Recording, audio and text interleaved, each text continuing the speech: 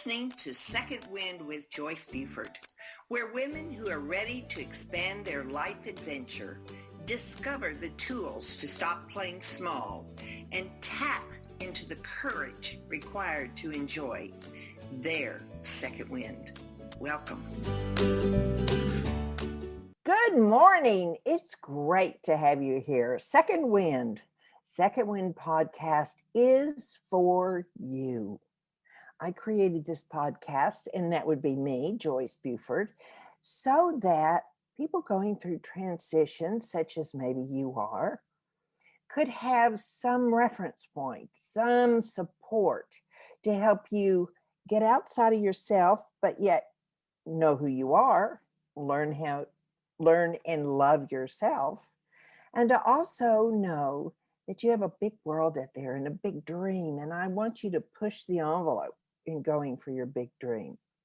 So Second Wind was created just for that, for you, so that we can make this transition that you're going through easier, because my guests have all gone through their transitions and have gone on the other side with an awesome new beginning. And I want that for you. So it's all about, as you will get through this show, connections and support. It's not something you need to go through alone. You need us, and we need you. So I am going to offer you a wonderful guest today that you may have listened to one of her other podcasts with us or on other locations. But anyway, Duana, I keep changing your name, Dr. Duana Welch is our guest today. And I'm delighted that she is with us. Now, let me tell you, if this is your first experience, a little bit about Duana. She is the original Love Factually author and coach, known for using social science to solve real-life relationship issues. She has been a professor at universities in Florida, California, and Texas across her 20 years of experience, and has contributed to the National Public Radio, the PBS, which is your TV, and Psychology Today, which is an awesome magazine, and other, what else do they have? They have a wonderful website. Yeah, they have a wonderful website. The website. Yeah. I like to go there many times for references. And she's been on numerous other outlets, podcasts, and videos. Her first book, Love Factually, 10 Proven Steps from I Wish to I Do, is now out globally in 5 languages. Wow. Love Factually for single parents and those dating them is the second book in the series, and specifically geared for finding the right partner, not only for readers, but their families. Her book series, Love Factually, Singles, which was published in February 2019, provides science-based dating advice in a single topic title that fit readers. Readers desire to save time and money and to read content specific to their needs. So as you can tell, she loves to write. She's a great writer. I know I have 2 of those books. And she loves sharing her knowledge with the world. Now, she is living in Seattle right now, but she has lived in Texas, I will say that, and her parents are here, her father. And so anyway, welcome, Duana. It is always fun to have you on my show. Oh, I love being on your show, and thank you for such a warm introduction. And I really love that the focus is getting what you want in life, getting your dreams realized, even if it didn't happen the first time. Yes. And I think we're always kind of surprised when the first one doesn't work. I was, anyway, and just scared to death to do another one. So, we had those learning and the I'm going to call them hills or beliefs that we have to get through to be able to be brave enough to do a second relationship. But I want to, before, I know you have succeeded in that. You got wonderful references on your website. But tell me what a science-based dating process is. I have no idea what that would be. Well, so most people who approach me have had at least one serious relationship before, often one marriage before, and some of them are hesitant. They're worried about failing again. And as we talked about in our last podcast that you and I did together, it's not necessarily a failure just because it didn't last forever. We Right. learn valuable things. Is it more of a success never to commit to somebody? I'm not sure that it is. So, what I do with science is there's science on relationships that's been around for almost 70 years now. Mhm. And it's ongoing today. The data collection is ongoing all the time. And what happened is I had a relationship that didn't work out. I was heartbroken. And I thought, how can I be so good at my job and so bad at this? Why is it that the things that my culture are telling me they're not working out for me? What am I doing wrong? And it occurred to Right. me, since I was at the time getting my PhD in a social science, that Mhm. maybe other sciences had looked at what it takes to find and keep a great relationship. And in fact, they had. So, how this started was I started looking at what science shows about this very important part of our life. And I Mhm. started applying it to my own life. And as people heard I was doing this, they started asking to hire me. And so that has turned into my whole life. I have clients all over the world now. It's so much fun. Yeah. Um, so, I mean, I think of science, and I kind of, what do you use for gathering information? I think of science as gathering information. So you have tools that you gather to work with individuals as they're looking. And do they come to you knowing that they're looking for another relationship? Or do they come to you knowing they're trying to see why their last relationship didn't work? People come to me for a wide variety of reasons. Yeah. From, my books are the first and maybe at this point still the only books that use social and other sciences to take people from through every stage of dating, from before they meet until they commit. And my second book actually takes you through the early stages of a committed relationship. So I really it's not that I'm doing the science, it's that I am assisting people in using what scientists have found. Okay. So for example, if you wanted to know, okay, how do I write a great online profile? Well, I know that people's favorite subject to talk and think about is themselves. So when you write your profile, don't write it about you, write it about the person you're looking for. Oh, Let them okay. think about themselves, Yeah. whether they match what you're looking for. Don't Right. write it about you. That's what everybody else does. I know that it's important. I know this from science. It's important to have a strong differentiator. What makes your ad different than everybody else's? Well, one of the things that's different is that you're writing about them and not you. Ah, yeah. Or let's say that you're in a relationship and it seems like communication is a big problem. And you've always heard communication is the key. But I mean, it's easy to say that. What kind of communication is the right kind of communication? Well, it turns Right. out there's science on that. It turns out that it's important, for example, to complain, but never to criticize. It's important to air what is bothering you quickly, right away, as opposed to sweeping it under the rug. The happiest couples are the ones that complain the most. We know this from science. So there are a lot of things that people assume are correct that turn out not to be. For example, the idea that you have to be happy by yourself before you can be happy with someone else. That's just not true. Most people find a partner and then they're much happier. It's not the case that they're happy and then they find a partner. So we've been shaming people for feeling lonely. We're herd animals, and we Right. specifically are pair bonding animals. We, most of us, find a need to have a partner. There shouldn't be any shame in that. There Right. shouldn't be any shame for those who don't want a partnership either, but we should stop shaming people by telling them, well, you'd have this if you just felt okay all by yourself right now. Not the Oh, case. So again, science shows a lot of surprising things about relationships, and I use that information to help people forge a happier, more successful path, no matter which area of romantic relating they're struggling with. It could be their sex life, it could be their communication, it could be deciding whether this is the person they really want to commit with, it could be deciding whether to move in or get married, it could be deciding, whether this is the right person for you.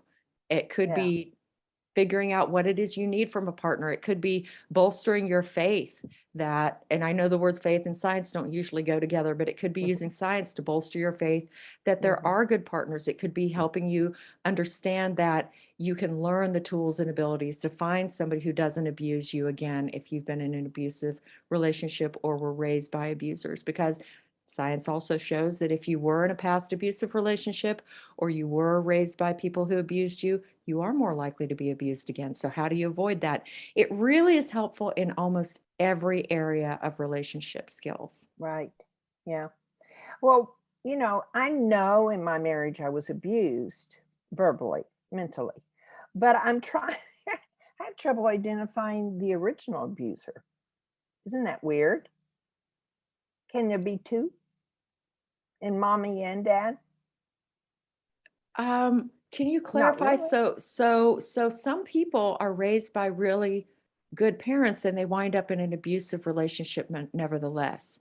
Ah, So I'm okay. not saying that if you were in an adult relationship where abuse took place, that your parents are necessarily to blame. I'm not saying that. I'm saying your odds of winding up in one of those abusive relationships are higher if one of your parents abused you. And you're bringing up a couple really important points. One of them is science is the only thing that will tell you predictively, it will predict what will happen to most people most of the time given certain factors. But there is Right. nothing that will tell you what will happen to every person every time. That's a crystal ball, which we all know doesn't work anyway. Science is, it hedges our bets, but it doesn't say, Joyce, here's exactly what's going to happen to you next Tuesday. It says, Joyce, here are the odds, but we don't know if, it's kind of like I can't tell you if you take up smoking that you're going to die of smoking. I can Yeah. tell you that 2/3 of chronic smokers die of a tobacco related cancer. Yes. I don't like those odds. I don't want to Mhm. bet that I'm going to be in the 1/3 that gets away with it. Right. So science tells you it's really good at giving you odds. Nothing will give you certainty. You may be an outlier, and I'm very sorry you were with somebody who abused you because Right. research shows that people who've been abused report that the emotional abuse is far worse than any physical abuse, that those scars last longer and are deeper. And so when people say, well, it was just emotional or it was just mental, there's no just about that. That is real abuse. It's truly painful. And the pain is processed in the same parts of the brain that process physical pain. It's real pain. Oh, Yeah, it's yeah. it's actual. In fact, some research has even shown that when people are in emotional pain, Tylenol, which reduces physical pain, also reduces emotional pain. I'm not suggesting that you Really? all rush right out there and take Tylenol whenever you're feeling depressed or down, but I am saying give yourself permission to understand that emotional pain is actual pain. Yeah. Oh, yeah.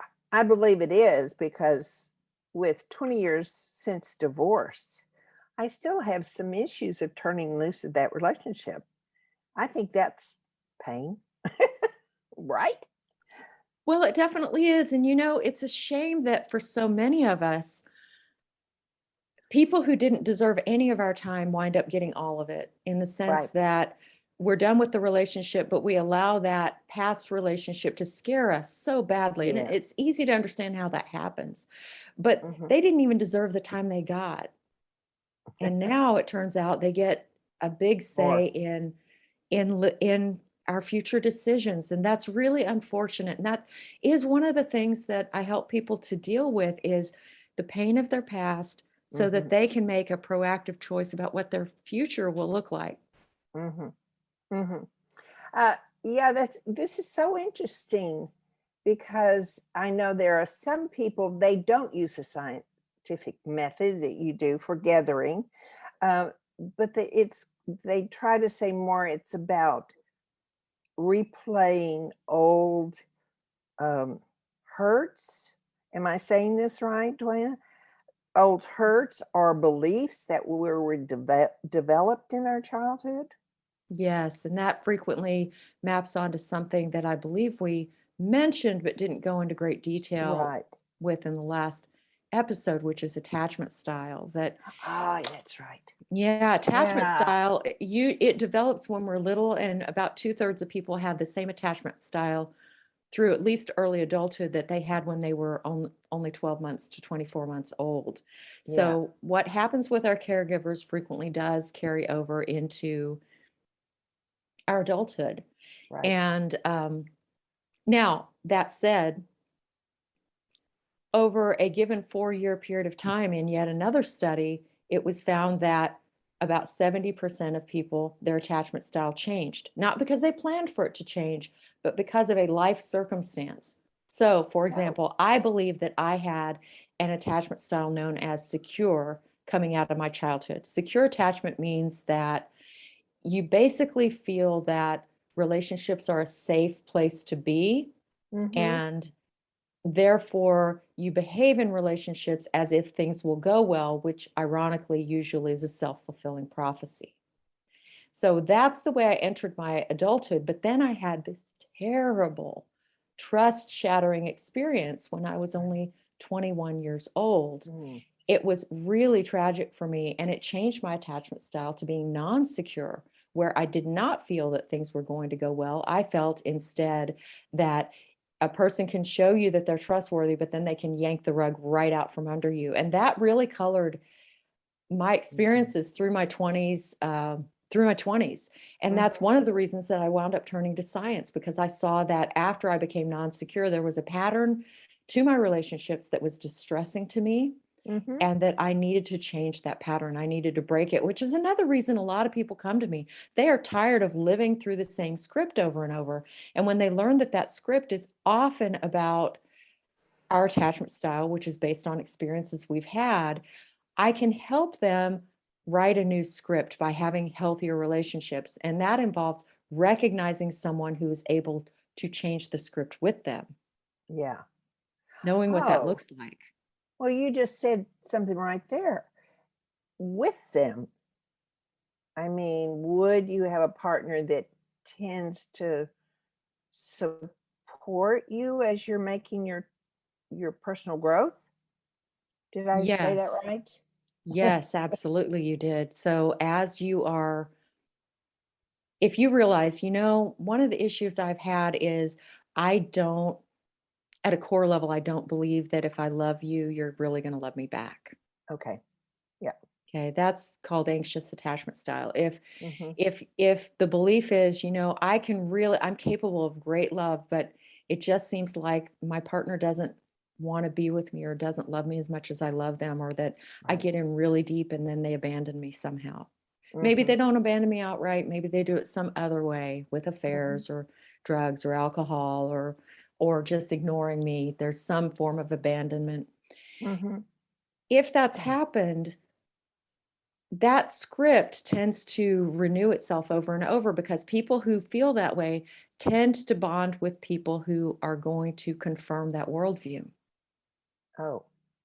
And so those people who are going to confirm that worldview, they have an attachment style where they yearn for closeness, but they're also terrified of it. They pull back instead of getting closer when closeness is offered to them. That's Mm-hmm. called the avoidance style. Mm-hmm.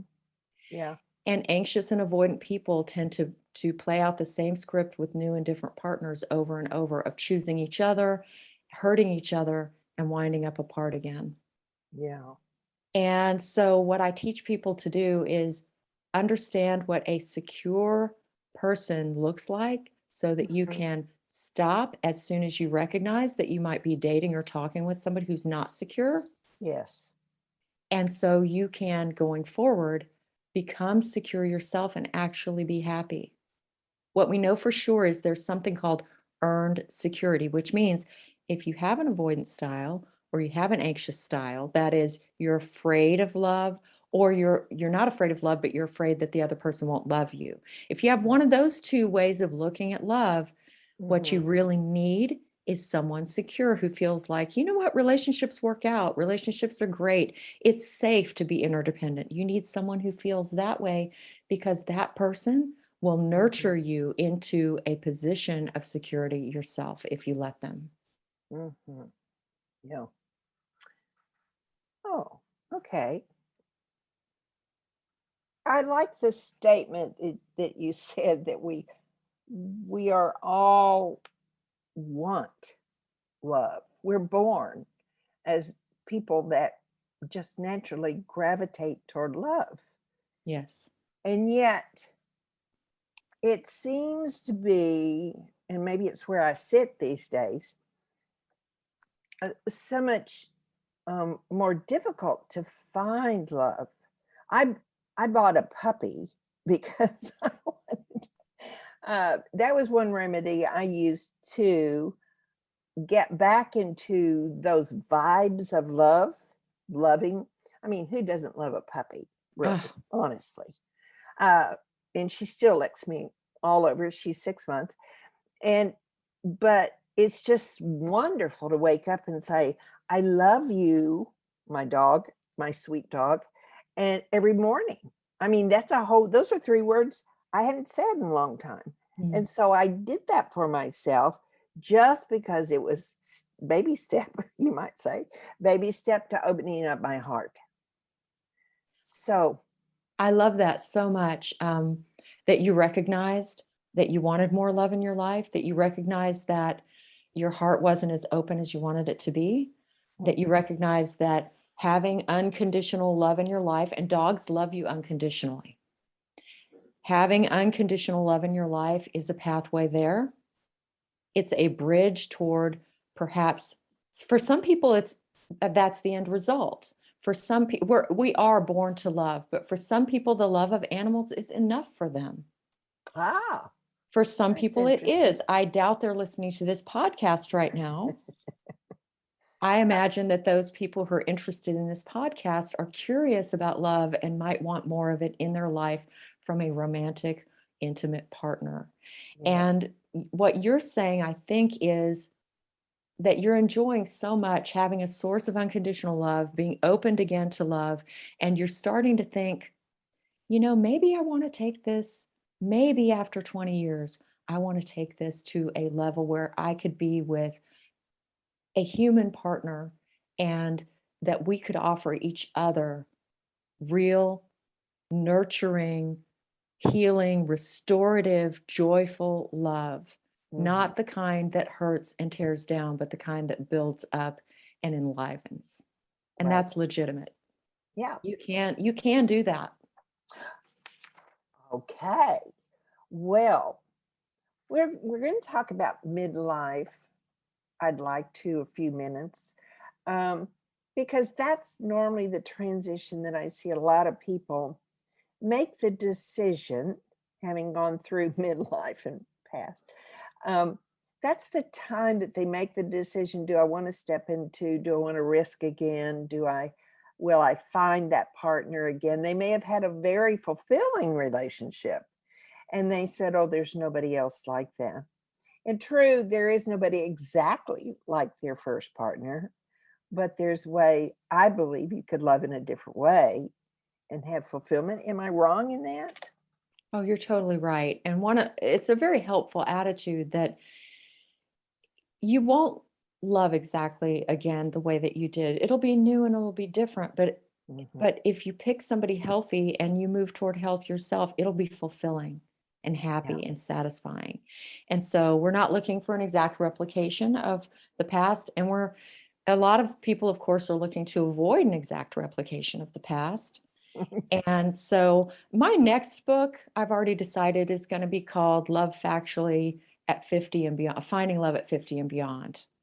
Oh, because nice. Because my first 2 books really do, you can, the concepts there apply to everybody, no matter what your age is. But there are special challenges at 50 and beyond. I'm now 52, almost 53 myself, and am in a very happy relationship, but we're still dating. And and I found him when I was 52. I just turned 52. So I get it that there are special challenges involved in finding love at midlife and beyond. And one of those challenges is really nurturing the faith that there's somebody good out there. What I hear Oh, from a yeah. lot of people is all the good ones are taken. Mhm. So that's one of the challenges is simply, I want you to all to borrow my faith that the world has a lot of good people in it. Many of them are single. Gray divorce is the top source of divorce right now. Gray divorce. Gray divorce, Oh, divorce that's after interesting. 50. Yeah, that's interesting. A I've not lot of heard folks are realizing, this relationship has served its purpose. It has not been fulfilling in a long time. We do not see a path back to fulfillment if it was ever there. And so gray divorce is, and people now have money, a lot of them at midlife that people didn't used to have. They had to stay together for economic reasons. And a lot of Right. people don't have to anymore. In other words, I don't see gray divorce as a sign that our society is failing us. I see it as a sign that many people have economic choices and they no longer feel like, well, death is just around the corner. Society will hate me if I get a divorce. I can't do it. They Yeah. don't feel that way anymore about it. Yeah. So there are a lot of good people who were in relationships that weren't satisfying who are now single again. And, you know, the second challenge that I see a lot, other than, the view that there are just no good ones out there, all the good ones are taken, is, Yeah. well, okay, Duana, you've convinced me there are good ones, but I won't meet them. Okay, so I want to address that challenge as well. There are more men than women with every decade past the late teens. And the gap of the More number of men than women? I'm sorry, there are more, thank you for correcting me on that. There are more women than men with every decade past the late teens because there's attrition. Men die in wars, men die more often in accidents, men die more often by violence. Men take more risks than women take. And then they tend to die younger. Even if they make it to 65, they don't tend to have the same lifespan. Right. So I'm not here to say, well, you're just wrong. You just need to believe me because I'm a scientist. You're right. There are more women than men, but there's usually not as much competition as you think. And here's why. And I knew this. This is what made me a super confident returning dater in my 50s. I knew what I'm going to share, a secret I'm going to share with you now, which is most women take themselves right out of the mating market. So they're no longer your competition. They're too hurt by past relationships. So they're not even looking. Right.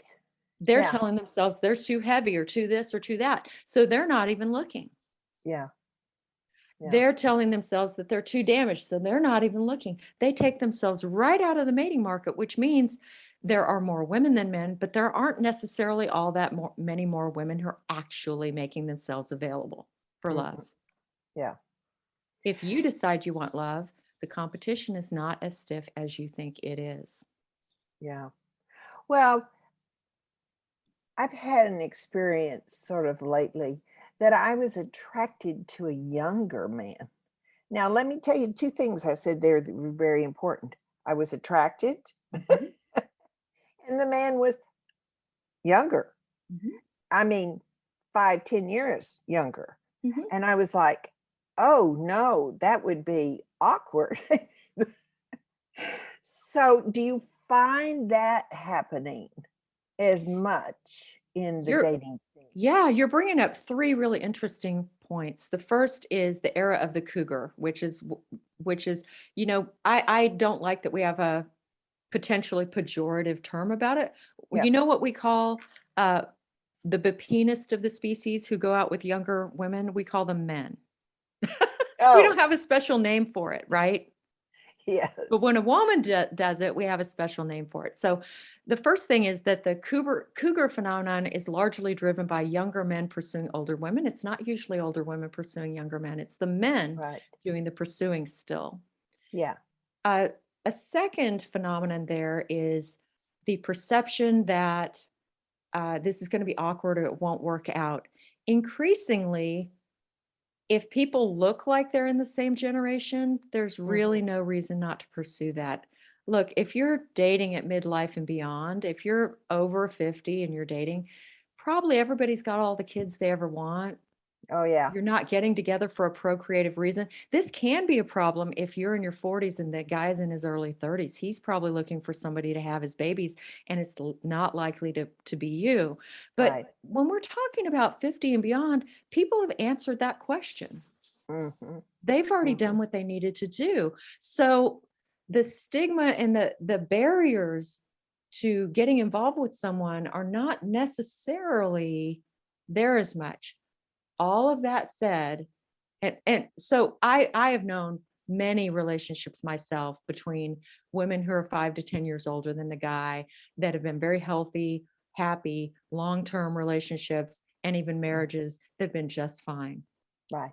That said, I want to warn you against ageism. What I have been encountering is women and men who refuse to date people their own age. It used to be just men who did that. And women would complain, men are so ageist, they won't, older men who are successful especially, won't date a woman their own age. I hate it so much. I freely acknowledge that's very frustrating. I've had a question only recently from someone who said, I've been online and the men that I like the most don't give me any attention. What's the matter? And I said, well, you're online. And the fact is right now, most people online are trying to get with somebody 10% or more better looking than themselves. And that doesn't work. There's something called the matching phenomenon in science that shows that people have a very strong tendency to only wind up with people who are about the same amount of good looking that they are. And the only exception to that is if it's a guy who has money and he's trading it for youth and beauty, or a woman who has youth and beauty and she's trading it for the guy with money. But other than that, unless that's the trade-off, the way it works is you get somebody who's as good looking as you are and not one jot better.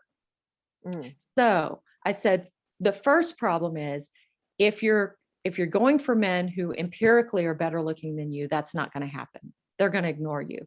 But the second issue is you're telling me you're going for men your same age or slightly younger who are very, very good looking. Look, those guys can date people 10 years younger, and they do. Yeah.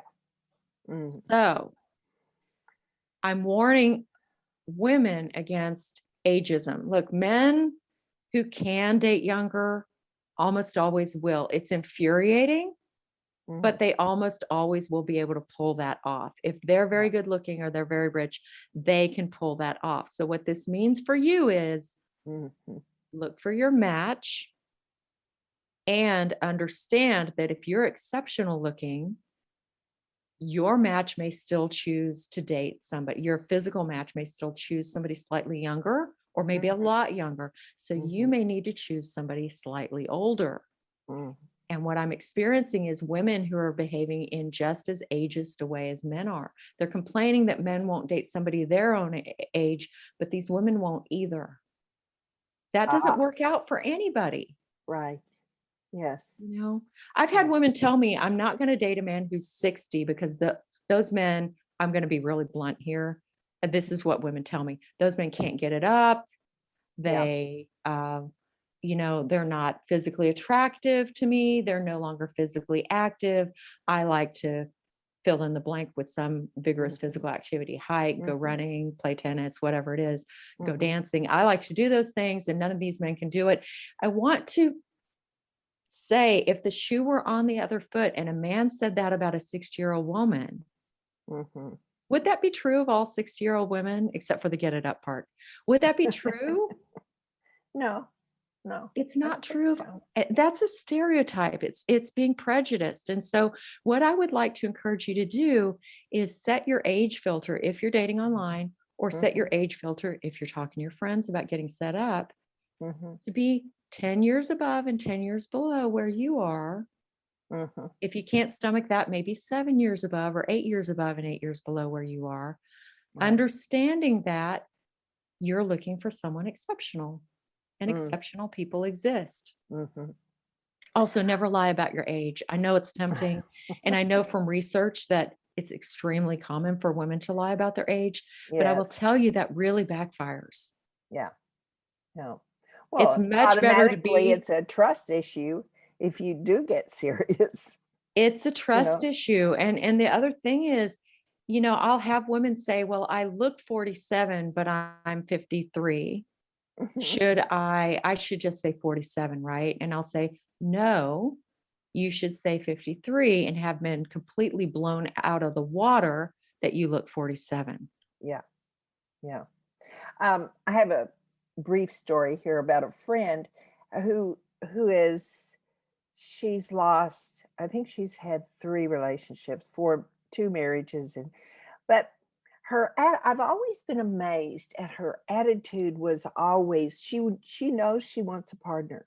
She knows she wants a partner. So she's never, in her last marriage was really not a healthy marriage. And um so and her husband that had she had the children with was a very good marriage, very strong marriage. So anyway, I admire her because her persistence is, I want to try again. I want to try again. And she knows she's open to love.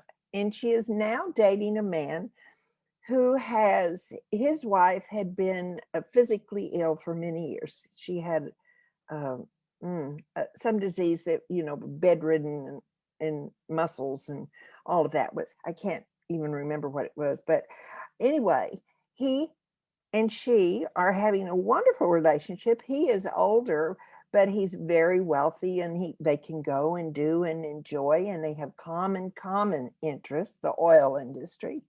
And so, which is not uncommon in Tyler to have, I mean, in Texas. But it's just so wonderful because I love that her commitment to this marriage. She doesn't want to get married. I mean, she's put that out on the plate. I do not want to get married. I just want to date. And so that's kind of I just admire her, really, that she's pursued it. You know, knowing that you want love and being willing to patiently persist in finding it is a huge gift. And it's a gift that I Mhm. try to give the people I work with. One of the challenges at dating at midlife and beyond is feeling like you've run out of chances. I meet a lot of people who say, "Well, I've been married twice and I just can't face a third marriage. It's too humiliating. I can't do it." Mhm. Mhm. And or "I just can't be in any more relationships. I'm going to look like a fool." What are the options here, folks? I mean, would it be better if you had just had casual sex for the past 30 years with random partners so that you could say, "Well, I've never been married," and that's a badge of honor?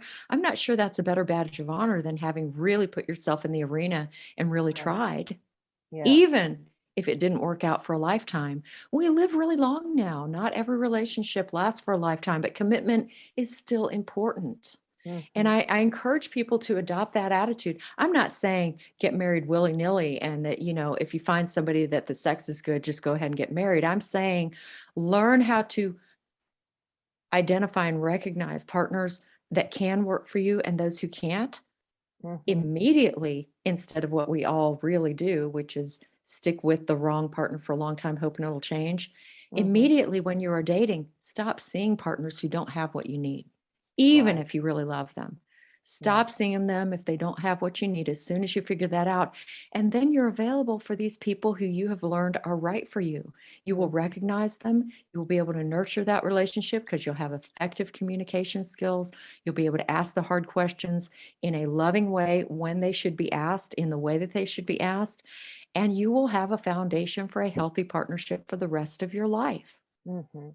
I Mhm. just really don't like it that we shame people for so many things in love. We shame them for not trying, and we shame them for trying. We Mhm. shame them for never being married, and then we shame them for having been married too often. We Mhm. shame them for needing someone, and we shame them for seeming like they're too independent. I would encourage you to consult your own heart and what your needs are and be like Joyce's friend. And if you know that what you need is a partner, identify the level on which you need a partner and go for it. But don't just go for it in a random way. That's why science can help you and why I wrote those books. Do it in a planned way that is likely to get you the results that you want. Yeah. Yes. I'm when you were talking, I was thinking about, I was just last night with a group and they had just lost their puppy. And, people always say after they lose a puppy, they say, oh, I just can't get another puppy. And I'm like, what? miss out, miss out on all that joy and love and fun. I just can't understand not doing that. I know there's time of grieving for the puppy, just like anything, grieving for a loss of a mate. But it kind of reminds me of that statement when people choose not to experience life again. I love that analogy. I'm sad for the people whose puppy died, but I love the analogy because I also have a dog and a cat. And of course, if you have animals, part of the cost of great love is great grief. When they predecease you, that's what happens. So I've been through that a bunch of times. And what I do when an animal that I cherish passes is I get another one, and I don't get that animal so that I can replace him or her. There's no replacing the unique spirit that was that particular creature and that particular relationship that you had with that animal. You're not going to replicate that. But here's the thing. There are dogs and cats that need my house, and I've got a space. And they don't mind if I grieve while I give them that love. And I would encourage you to consider relationships in much the same way. It's both and, not either or. You can go through the necessary period of grief where you just can't even think about somebody else. I encourage you to do that. Yeah. But then after that, don't let fear stop you. It's both and. You can both have difficult feelings that need to be worked through and find real love with a healthy partner. You can do both. You don't have to make a choice. Yeah. Notice that a lot of what I've been bringing up is really not dating strategy, although I do work with clients a lot on dating strategy. I've really been bringing up dating mindsets. Mental shift. A lot of dating at midlife and beyond that we've been talking about is a shift in your mentality. How much time does the former partner who hurt me really deserve of my future? How much time do they get? What attitude might I adopt about dating somebody older or younger? What might I think about when thinking about how stiff the competition really is, or whether there are any good people who are actually single, or whether I might be able to find one, or whether I can be happy again, or whether I've been with too many partners and I should just give up now. Those are all mental roadblocks that keep people from finding love at midlife and beyond. And I really want to encourage you to blast through them. And if you need to hire somebody to help you with that, do. I work with people all over the world, but get somebody to help you. If you need to go to therapy, get the help you need. Get a team on your side. If you need hand holding, don't be ashamed of that. Get it. But whether or not you need those things, love is for everyone. It's not just for people who did it right the first time. Right. Yeah. Because they lose their loved ones too, and must go through the same process. Do you ever get the one that they talk about the older, the health is their reason that they don't choose to remarry as we age? Yes, I've had women who said, I don't want to be a nurse or a purse. I've used that one. That might be a Texas thing that I got from one of my Texas cousins. Yeah, we all share that one. I have an East Texas cousin who gave me that one, so maybe that's where I got it. But there are a lot of women who are worried that because some women at midlife are very financially secure and they don't want to get in a position where they're risking their financial security. They don't want to get in a position where they are risking their ability to finally, they've spent their life taking care of maybe a husband and children, and they're finally in a position to go and do things and they'd love someone to do them with, but they really don't want to find out, oh, and then he got very sick and I actually spent all the rest of my years when I could have traveled taking care of somebody's health. Yeah. Yeah. I totally get that. And that's why some women have said to me, I won't go out with anybody who's over 60 or fill in the blank with whatever age. But the trick about that, you never get the answer. You never get that that download that says somebody's going to be sick. You know, they're more likely to in their later years, but I would just say that I've never met anybody who was deeply, deeply in love who really continued to care about that anymore. When you're really deeply in love, where your mind goes is, I would do anything for you. And I'm honored and blessed to have you in my life, even if having you in my life is while you're sick. Yeah. Mm-hmm. Yeah. So would you get together right now with somebody who's terribly ill? Probably that's not the way you want to start. But if you get together with somebody and you're madly in love with them, it's true. My guess is that at that point, you just want to do whatever you can to make sure that that relationship lasts as long as it can. Yeah.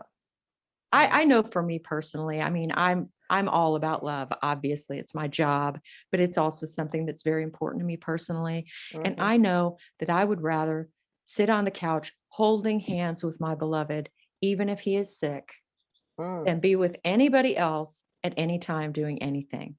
Yeah. Yeah. Because I'm madly in love.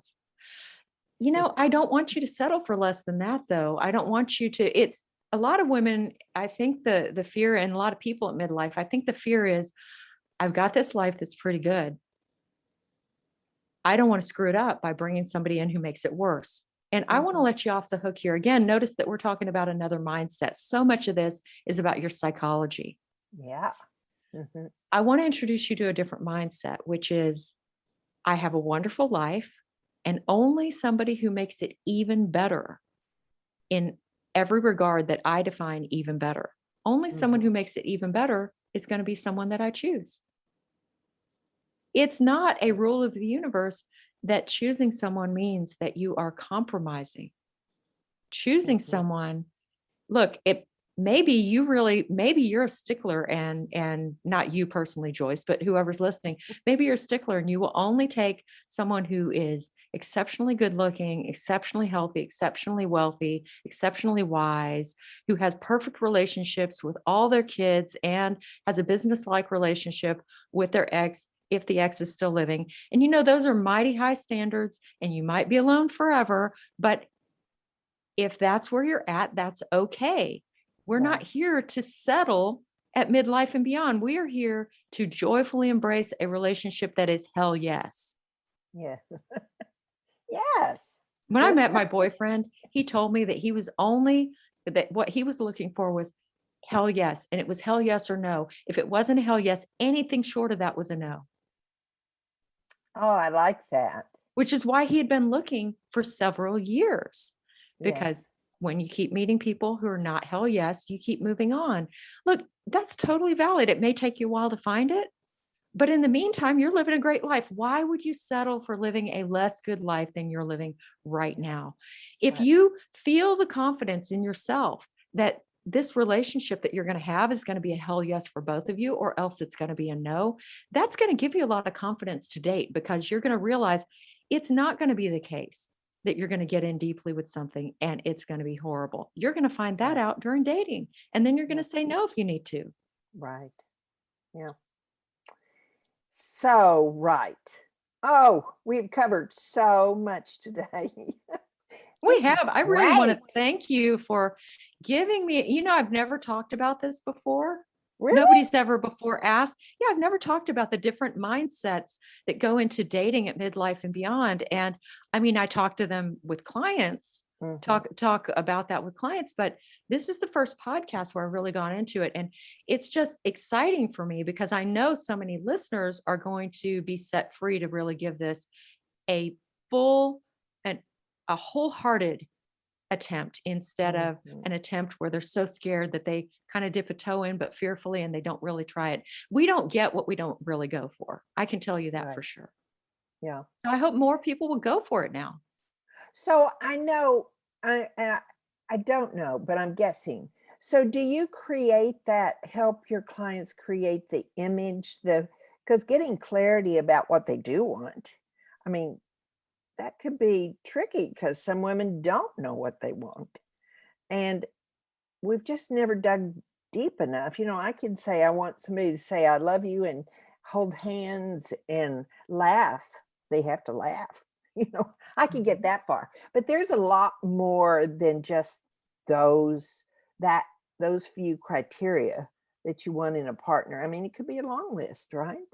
Yes, and there are some things that belong on everyone's list. I think we covered some of this in our first podcast episode together, but for example, we all need someone kind and respectful no matter what kind of Yes. day they're having, no matter if Yes. they're frustrated with us, and they Yeah. need to be kind and respectful to everyone. Mm-hmm. They need to tell their difficult truths without being mean-spirited about it. Mm-hmm. Um, and we all need someone who is on the same page about the level of commitment that's acceptable to them. Oh, yes. Right. I've gone into dating with the idea that I could be happy living down the street from my sweetie. I could be happy married if it's the Mm-hmm. exact right kind of Yes. match. Uh-huh. What I won't do is live with somebody and pretend that we have all the same levels of commitment as a married couple when we don't. That's just asking for trouble per the science. The So in science. other words, if you were committed, he was not committed to marriage. Is that right? To live those No, with that? what I'm saying is science is really clear that living together is a try it out thing. If Ah, people get married after that, they tend to tend to carry that try it out mentality into the marriage, and the odds of that marriage succeeding oh, are much lower. So I will never do that because I'm very right. familiar with the science over 25 years in this country and other Yes. countries. It just doesn't work. You Ah, may, again, science says what happens to most people most of the time. You may know several exceptions, but I'm going to go with the science. And so, you need someone who's got, they're on your same page, and you need to have that conversation early. I remember I told my boyfriend, I said, I would marry for the exact right circumstance. I would also live in next houses next door to each other. Would also see each other every day and switch off weeks. The one thing I wouldn't do is throw everything in together in a living together situation that is like marriage light.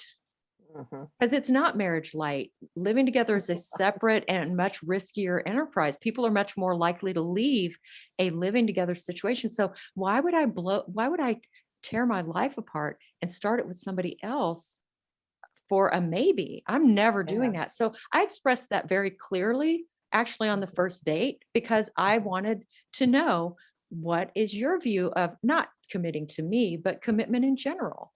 Ah, an You know, open-ended, sort of if open-ended. somebody, for example, if he had said to me, I would never get married without cohabiting first. Well, that would have been our last date because I'm not doing that. And I have my reasons. So you had that conversation early in the relationship. I had it on our first date. Really? Yes, on our Wow. first date. I didn't say, would you like to get married someday? Right. I didn't Yes. make it Of personal, but I course. did say, I don't see a whole lot of sense in going far down the road with someone where we just have very different ideas about what a future looked like. Neither of us is south of 50. So let's get clear on, and this is again another mindset shift. I have to tell you, I'm so Southern, Dwayne. I would probably be socially nice, and I don't know that I would have gone into that. Oh, That that's not a Southern thing. I'm sixth generation Texan. oh well, what do That's you not call me then? I'm That's not, blaming it no, I on call you Southern. somebody who's dating. Women have been taught, and men too, that if you like somebody, you should avoid the difficult conversations and just see if you like him. And then you should see if the sex is good, and you should see if you fall in love. And then you should You're have the tough right. question. You know what I call that? That's a broken heart waiting to happen. That's why a lot of people get married to somebody totally unworkable because they didn't Yeah, ask the hard questions first. you're so right. You're so right. This isn't a Southern thing. This is a dating No. thing. I work with people all over the world and they all have a hard time with this. But you know what? Every one of them who's tried my way of doing it has Yeah. recognized that they stopped themselves from falling in love with people who were unworkable. That's the most Yeah. painful thing of all. Well, that's the best, most awesome thing I've heard. I mean, everything has been very valuable, but I mean, that really addresses a big, big oops that we can have in dating. Because Yes, I wouldn't do that. I've had clients who have fallen madly in love. They have realized that they put off the question about what their partner wanted in terms of Yes. commitment, and they're terrified to ask. And I've had clients who, when they brought it up, it turned out the other person, they just thought this was having a good time. They were not on the same page at all. Wouldn't it have Wow. been wonderful to know that? And by the way, there is something called broken heart syndrome. It's an actual medical phenomenon where people die of a broken heart. When I talk about dating and safe sex and safe dating, I am not talking about STIs. Your doctor can talk to you about that. I am talking about emotionally safe sex and emotionally safe dating. It is not safe or wise to fall in love and then ask the questions. Yeah. Yeah. It is safe and wise to know what your standards need to be, which I definitely help women and men determine what those standards are and need to be. To adhere to those standards, which I help people find out, how do you ask the hard questions quickly? Which questions need to be asked? Which questions can you not ask, but you can observe behaviorally? How can you do that quickly so that you find out what you need to know before getting deeply involved? Because then once you've done that due diligence, Yeah. you can fall in love and know that it's got high odds of success, and you can just let yourself go and have a great time. Wouldn't that be wonderful? I like it. That would be great. It seems much more inviting that way. It opens some freedom there and some good foundation, I think. Mhm. So, all right. I want them to know how to find you, which they would go to your website is www.lovefactually with an F.co. And you will see there you can get free samples of chapters from all 7 of my books. And there's a tab on it that says get coaching or email DWAY-nah, one of those two. I can't remember which one it is, but that will direct you to a website with a lot of other resources. I answer all my emails for free, and I would love to hear from you. Yes. You've got attachment style here. That's probably, is that a chapter from your book? I actually have There's so many good things that just both of my big read. books have information on attachment style, but then I have one book that's only attachment style. Oh, okay. Yeah. So wonderful. Wonderful. You've given us, even though we visited before, I think it's always good if we repeated some of those things because you can't say it too much. People they'll listen to it harder, they'll take it in better this time. And so, but I really do encourage my listener out there to go out there, go to your website, see what she offers. It's just amazing. And if this is your journey, this is the path you need to give serious thought to and choosing for yourself. So I always like, as you know, to end with a couple questions. I won't repeat the same ones you had before because we're starting out fresh here. So, what is in your journey of finding a new partner? What is your biggest success? Oh, my biggest success is that I applied absolutely everything that I teach clients to do, and Yes. it works. Yes. You know, I actually went back and I read both of my big books. I read Love Factually, 10 Proven Steps for My Wish I Do, and I read Love Factually for single parents and those dating them. Because even though my son is grown now, you're always a single parent. They're still your kids, and there's still avenues to negotiate. And that book has a lot of information that just is for absolutely everybody. It didn't make it into the first book. I read both of those. I committed to the entire process. I did it start to finish. I had 2 guys who seemed like they were just the cat's pajamas. They seemed like they were exactly what I was looking for.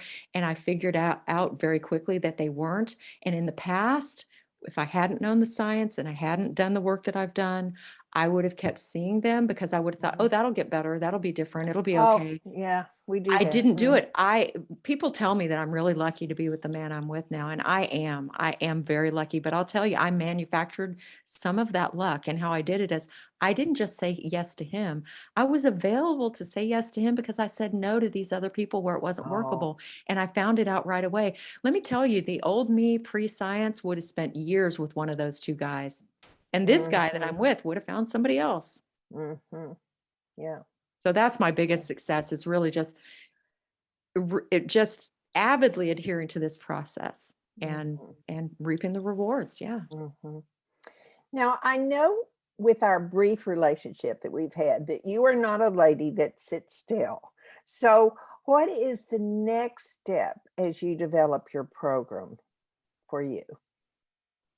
Well, the next step for me is that I have recently expanded my coaching into practices. It used to just be that, you pay a set fee and you get a set number of hours of service. But I've recently updated my coaching page to reflect different packages that are the most common things that people want from me. And people can still hire me for something totally different that's not listed in a package at my hourly rate. But now, people can really see, oh, what is it that I would be doing with her? So that's one of the things that a new direction I'm heading in. It looks like I may be starting a podcast with an attorney who works with divorce. So she works with the end and I work with recovery in the beginning of the next one. And we may be doing that together. And then I'm going to re-release my first 2 books. I'm going to fully revise and update them with some new science, but that's going to take a couple years.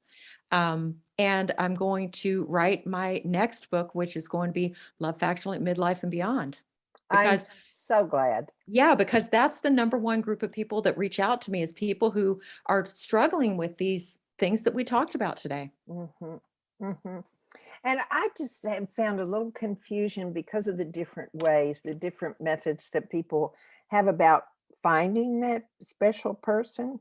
And so I love the science approach. I mean, who wouldn't? I mean, that at least gives you some concrete data to work with, I believe. Yeah, it gives you something to hang your hat on, as we said, where I grew up. Yeah. This is concrete. This is something where the odds are on your side, and that if you're doing this, that you might not find the person right away, but you will eventually find your person. Yeah. Well, thank you very much for being here. It's always fun. I always learn something. Thank you too. I really just enjoy you so much, and you let me talk about things that I'm passionate about, and I think that other people would be passionate about, and they might not hear anywhere else. So thank you very much. Yeah, and I love the show. Love the show. So, listener out there, that special person that you're thinking about, maybe you, it may be your friend. And I really want you to share this information with that person that is on the fence. She's not quite sure. Should she, or she needs love. And so anyway, we are all about supporting our sisters, or perhaps it's a brother that wants love. Who knows? But touch someone this week, and remember that we will be here next week at the same time. Love being with you. Love sharing this information. Make this week memorable. Thanks for being here. Joyce Buford returns next week at the same time for another edition of Second Wind. Through the Joyce Buford Empowerment System, women are receiving the support they need through their transitions and are able to reclaim their true purpose with confidence. They receive the tools they need to map out new lives. You can find out more about her coaching services at joycebufordempowers.com.